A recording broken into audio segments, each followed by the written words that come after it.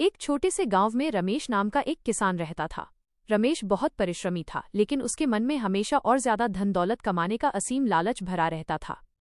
वो अपनी छोटी सी जमीन से संतुष्ट नहीं था और सोचता था कि अगर उसके पास बहुत जमीन हो जाए तो उसका जीवन बदल जाएगा। एक बार रमेश ने बहुत कड़ी तपस्या की।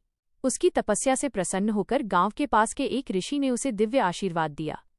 ऋषि ने कहा, रमेश, मैं तुम्हारी तपस्या से खुश हूँ। मैं तुम्हें एक वरदान देता हूँ। तुम कल सूर्योदय से सूर्यास्त तक जितनी जमीन दौड़कर कवर करोगे वो सब तुम्हारी हो जाएगी। लेकिन याद रखना, तुम्हें सूर्यास्त से पहले उसी जगह लौटना होगा जहां से तुम दौड़ना शुरू करोगे। यह सुनकर रमेश खुशी से फूला न समाया। यह वरदान उसके लालच को और बढ़ा गया। अगली सुबह वो पूरी शक्ति के साथ दौड़ने लगा।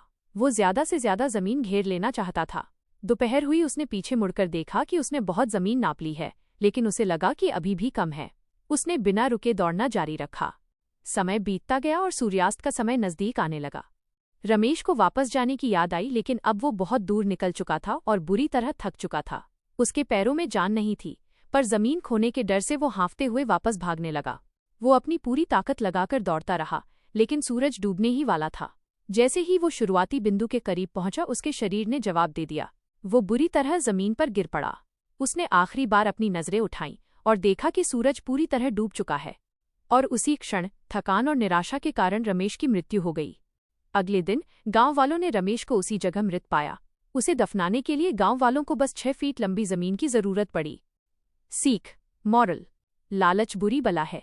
जो इंसान अपने पास जो है उसमें संतोष नहीं करता, वो अंत में सब कुछ खो देता है।